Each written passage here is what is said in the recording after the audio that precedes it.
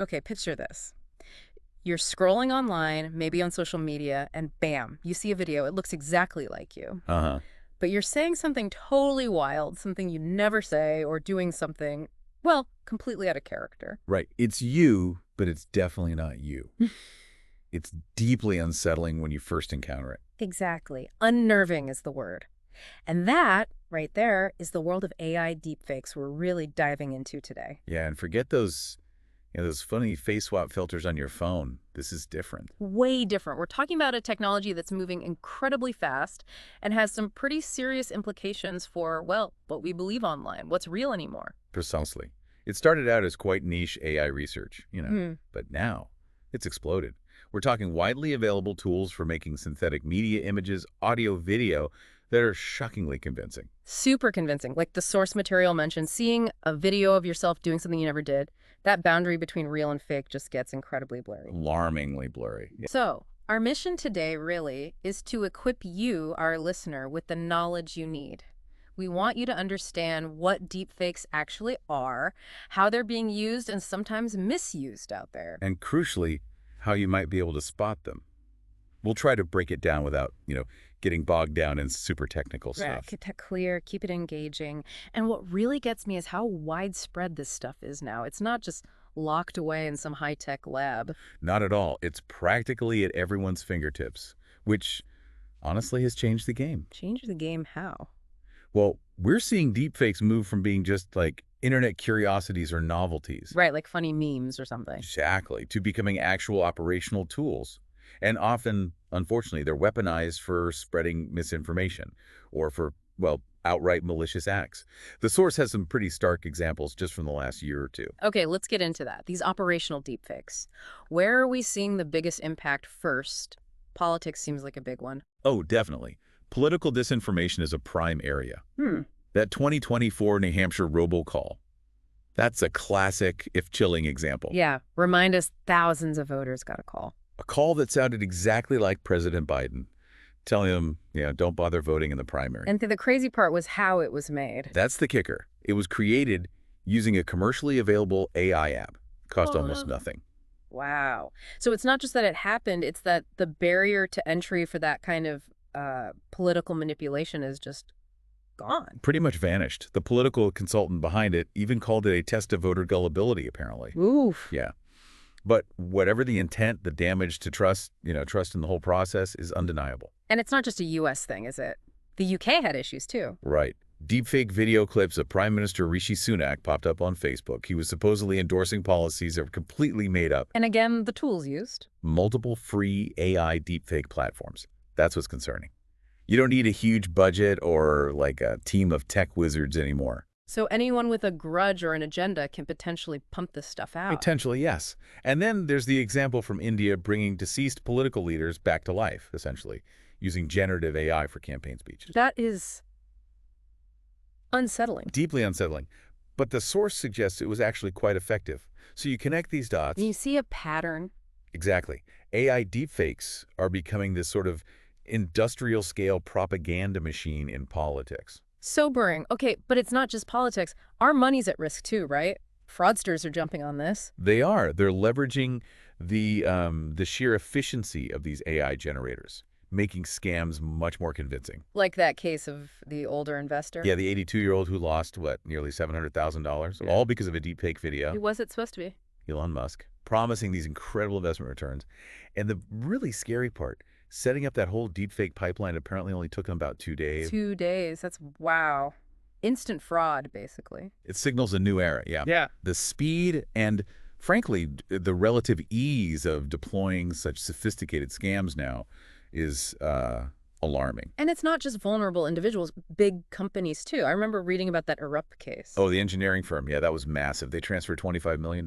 Because of a video call. A deep fake video call with someone pretending to be the CFO.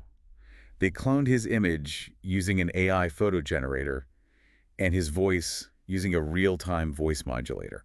How did they eventually figure it out? Or did they? Well, after the fact, they noticed something subtle. The facial shadows didn't quite match up with the blinking patterns. A tiny visual tell. But in the moment on a video call, who notices that? especially if it's your boss, supposedly. Exactly. It raises that huge question. How much scrutiny can we realistically expect from people, even trained professionals, in these fast-paced, high-pressure situations? Yeah. The, the lesson is pretty stark, though. Yeah. Deepfakes exploiting authority. They can lead to absolutely devastating financial losses. Okay, so we've got politics, we've got finance, but it gets personal too, right? Impersonation, social engineering. Definitely. The harm goes beyond elections and bank accounts. That Maryland elementary school principal case, Yeah. that was awful. What happened there? Someone created a hateful audio deepfake of the principal. Made it sound like he was saying racist and anti-Semitic things. No, how? Again, using a cheap, readily available AI generator, they didn't just mimic his voice, they captured his, specific way of speaking, the pauses, the tone, And the impact. chaos, panic, disruption in the school community. Hmm. It shows how these tools can just wreck someone's reputation and cause real emotional distress. And then there are the attacks on public figures, like the Taylor Swift incident. Right, the explicit images, generated by a rogue AI photo tool, spread like wildfire on social media. It seemed unstoppable for a while. And that case really highlights the speed and scale, how quickly this harmful stuff can just proliferate. And the source makes a really important point. It just... The outrage itself, ironically, can fuel the spread. Mhm. People sharing it, even to condemn it, just makes the algorithms push it out more. It feeds the beast. Wow. Okay, so this is all pretty heavy. How are these things actually made? And maybe more importantly for us, how can we spot them? Right, let's break down the process, keeping it simple. It usually starts with data collection. Meaning... Basically, grabbing whatever's out there publicly. Images, videos, voice clips. Public figures, as you can imagine, are easy targets because there's just so much data available online for them. Okay, so you have the raw material. Then what? Then comes the AI model training.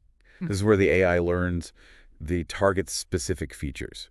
Think facial structure, but also like how they smile, how they raise their eyebrows, their unique mannerisms. What kind of AI does that? Models like GAN's generative adversarial networks, that was an early breakthrough, Hmm. or newer things called diffusion networks. Okay, explain Jan simply. Okay, think of it like two AIs playing a game. One's a forger, trying to create a fake image. The other's a detective, trying to spot the fake. They keep competing, and the forger gets better and better at making convincing fakes. And diffusion models. Those are more like Yeah. safety. Imagine starting with just noise, like TV static, and the AI gradually refined it, step by step, guided by a description or another image, until it becomes a realistic picture. Got it. So the AI learns the person, then the actual swap happens. Exactly. Face swapping for video, mapping the source face onto the target's body in the video. For audio, it's voice cloning. Hmm. They often convert sound waves into these visual patterns called spectrograms. Like a voice fingerprint. Kinda, yeah.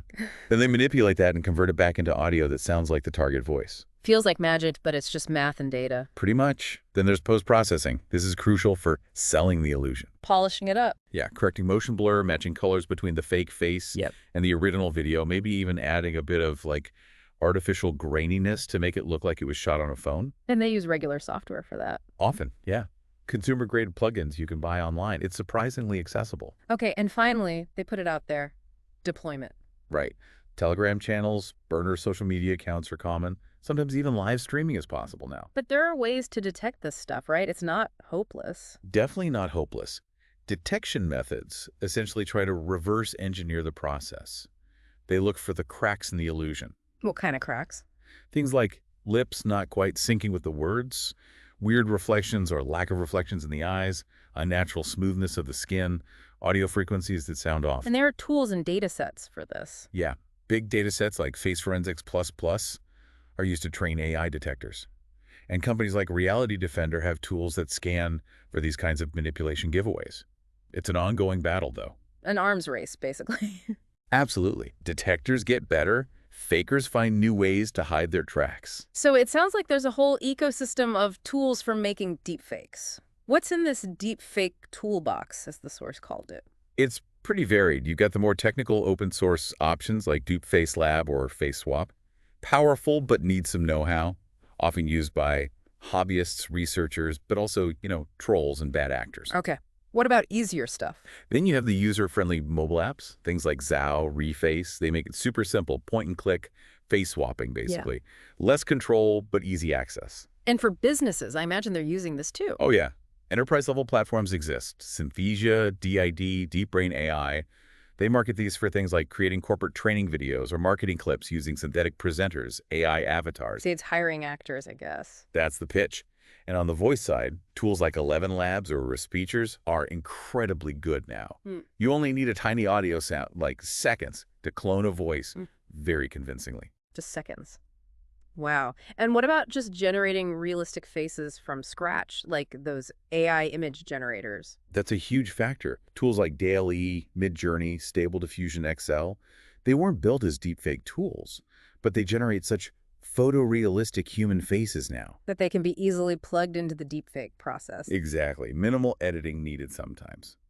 And looking ahead, things like Google's Gemini VO2, which aims to generate video directly from text prompts, that could be a game changer. A powerful, multimodal deepfake generator in the making, potentially. So the takeaway is the tools are everywhere and getting better and easier to use all the time. That's the reality. A vast, accessible toolkit empowering pretty much anyone to create synthetic media. And the tech driving all this just keeps improving, right? It does. Early GANs were impressive, but newer models are way better. Style GN3, for example, got much better at fine details. Hair, skin texture, eliminating some of those weird artifacts that used to give fakes away. Like a shimmering effect. Exactly. And stable diffusion, allowing image generation from just typing words, made it so much more intuitive. Plus, new video models create much smoother motion, more coherent action over time. And it's cheaper to run these now, too. Massively cheaper. What used to need, like, a cluster of powerful GPUs, serious computing power, now can often be done on a decent laptop. Oh. That democratization is key. And now these deepfake tools are getting plugged into other AI, like chatbots, LLMs. Yes, and that's a real force multiplier. Hmm. Think of LLMs like ChatGPT, Claude, Gemini. They can act like the scriptwriter or even the director for a deepfake. How so? You can generate the narrative, control the pacing of the speech, shape the emotional tone to be more persuasive or deceptive, So you could use ChatGPT to write a fake political attack ad script. and then feed that script into Synthesia to generate a video of synthetic spokesperson delivering it, perfectly synced. And models like Gemini's VO2 aim to do both generate the script and the visuals, the cinematography, all in one go. Even tools like Claude, just by refining language to be more persuasive, they become, well, unwitting collaborators in making deepfakes more effective. So the chatbots we use every day could be helping create this stuff indirectly. That's the uncomfortable truth, yeah. Okay, this is getting intense. With creation tools getting so good and so accessible, what's happening on the detection side? Is that arms race keeping up? Well, people are certainly trying. There are significant efforts. Big players like Microsoft have tools, like their video authenticator. Reality Defender has browser plugins. DARPA, the U.S. Defense Research Agency, has programs like Semaphore. What are they looking for? Often it's deep forensic analysis, looking at the pixel level for tiny inconsistencies, compression artifacts, things the AI generation process might introduce, even subtle. It's like digital fingerprinting. Sort of, yeah. And some approaches go broader, like Sensity AI trying to map entire misinformation campaigns by analyzing the unique noise signatures left by different generators. Find the source, you know? And challenges to push the tech forward. Exactly. NIST runs the Open Media Forensics Challenge. It pushes researchers to build detection tools that work in the real world. Messy videos, low resolution, social media filters, all that stuff. Yeah. But yeah, it's always cat and mouse. Detectors improve, attackers adapt. So for really high-stakes situations, court cases, national security, are there even deeper forensic techniques? Oh, absolutely. When you really need to be sure. Forensic analysts dig into the metadata, the hidden file info, timestamps, camera data, looking for tampering. What else? There's error level analysis, which can sometimes show heat map-like areas where an image might have been altered or stitched together. Lip sync conversion gets really granular, comparing the precise sound timings, the phones, with the visual mouth shapes. Does audio analysis help too? Definitely. Spectrogram coherence, analyzing the background noise. Is it consistent? Or does it have weird patterns that suggest manipulation? And one area that's still really hard for AI to fake convincingly, Yeah. those tiny, involuntary facial muscle movements, micro-expressions, are real biometric tells. AI isn't quite there yet on replicating those perfectly. So it's a mix of high-tech data science and, like, detective work. Pretty much. Data analysis blended with intuition and experience. Okay, that's fascinating, but maybe a bit much for everyday use. Yeah. What about us? What practical things can we look for? The source promised a lantern to guide us. Right. The good news is there are heuristics, sort of rules of thumb you can use. Simple checks. Let's hear them. Visual cues first. Look for weird blinking patterns, too much, too little, not quite synchronized, inconsistent shadows or lighting on the face compared to the background, skin that looks maybe too smooth or glitchy, especially around the edges of the face or hair. Okay. Audio cues. Listen for robotic-sounding speech, monotone delivery, or just a lack of natural emotional inflection. Does the emotion in the voice actually match the situation or the words? Also, listen for odd silences or unnatural pacing. Makes sense. What about behavior? This is more about context. Is the person saying something completely out of character for them, something extreme or bizarre? Do their facial expressions seem delayed, like they're lagging slightly behind the words? Technical clues. Sometimes you might notice weird video resolutions or aspect ratios, missing metadata if you know how to check file properties. Occasionally, suspicious watermarks, maybe from the generation tool. And finally, context is key. Always. Where did you see this?